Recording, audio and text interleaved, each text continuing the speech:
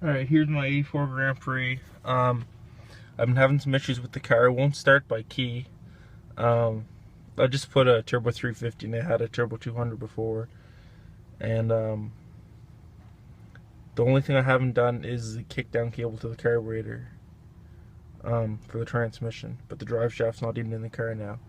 But I haven't even been able to get it started. Everything's hooked up, the battery and everything's hooked up now.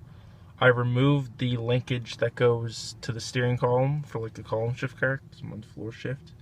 Whenever I turn the key, you can see the gauge there. It goes all the way up, and it does that. The signals are going, or the flashers, with the car, with the key just on, even without the key on. And you can tell the light on the floor is going too. It does that whenever the battery's hooked up. Not even trying to turn over or nothing. So, not sure what's wrong with it.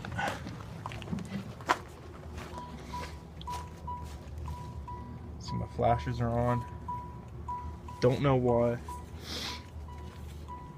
Maybe someone's had this problem before, might be able to help, I don't know.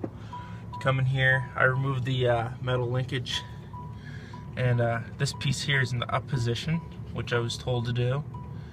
Other than that, I don't know why it won't start. I got a new battery.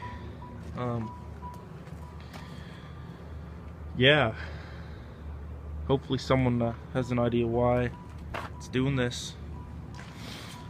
The only way to get lights to stop flashing is take the negative off,